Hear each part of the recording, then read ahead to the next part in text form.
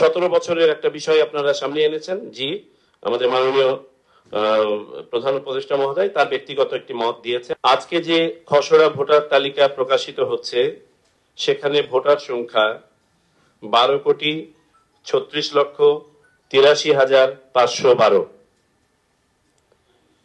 গত বছরের চূড়ান্ত ভোটার তালিকায় ভোটার সংখ্যা ছিল 12,18,50,160। অর্থাৎ এই এক বছরে আমাদের ভোটার সংখ্যা বেড়েছে 18,33,352 জন। আমাদের ভোটার সংখ্যা বৃদ্ধির হার 1.5%।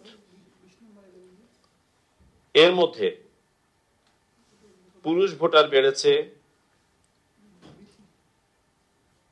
1.9% এবং নারী ভোটার বেড়েছে 1.08%। আমি যদি পুরুষ এবং নারী ভোটারের সংখ্যা আপনাদেরকে আলাদাভাবে তুলে ধরি এবং তৃতীয় লিঙ্গ, বর্তমান ভোটার তালিকায় পুরুষ ভোটারের সংখ্যা অর্থাৎ আজকে যেটা খসড়া প্রকাশিত হবে সেই খসড়ায় পুরুষ ভোটারের সংখ্যা 6,33,30,103 জন এবং নারী ভোটারের সংখ্যা 6,03,52,415 জন। গত বছরে এই সংখ্যা দুটি ছিল, পুরুষ ভোটার সংখ্যা ছিল 6,21,44,587 জন এবং মহিলা ভোটার ছিল 5,97,04,641 জন। গত বছরে পুরুষ ভোটার সংখ্যা নারী ভোটার সংখ্যার চেয়ে 15,39,946 জন বেশি ছিল। আর বর্তমান তালিকায় পুরুষ ভোটারের সংখ্যা বেড়ে দাঁড়িয়েছে নারীদের তুলনায় 29,77,688 জন।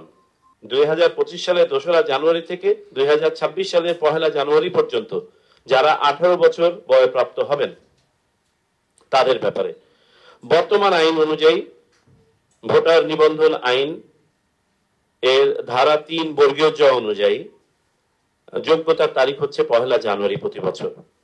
তবে আমরা নির্বাচন কমিশন একটা নীতিগত সিদ্ধান্ত নিয়ে আলোচনা করেছি যে যদি দেখি যে একটা উল্লেখযোগ্য সংখ্যক ভোটার বয়ঃপ্রাপ্ত হয়ে গেছেন ভোটের আগে, তাহলে প্রয়োজনে অর্ডিন্যান্স জারি করে তাদেরকে ভোটার তালিকায় সন্নিবেশ করা যায় কিনা এই সম্ভাবনাটা আমরা যাচাই করে দেখব।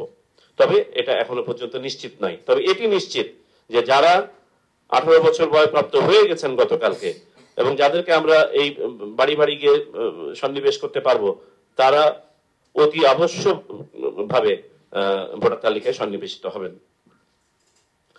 17 বছরের একটা বিষয় আপনারা সামনে এনেছেন। জি, আমাদের মাননীয় প্রধান উপদেষ্টা মহোদয় তার ব্যক্তিগত একটি মত দিয়েছেন, আমরা শুনেছি সেটা। এটা নিয়ে আলাপ আলোচনা চলছে। এটা নিয়ে আমার মনে হয় আমাদের প্রধান নির্বাচন কমিশনার মহোদয় গত 2-3 দিন আগে কোন এক ইয়েতে সাংবাদিকদেরকে অলরেডি তুলে ধরেছেন। যদি এটা নিয়ে ভবিষ্যতে কোনো রাজনৈতিক মতৈক্য হয় এবং এই ধরনের কোনো সিদ্ধান্ত হয়, সংবিধানে কোনো পরিবর্তন আসে, আমরা সেই অনুযায়ী ব্যবস্থা নিব। হ্যাঁ, আমরা হয়তো কমিশনে বসে আলোচনা করতে হবে, সেই ক্ষেত্রে আমরা 1 বছরের তথ্য সংগ্রহ করব নাকি 2 বছরের তথ্য সংগ্রহ করবো, এটা সময়ই বলে দিবে।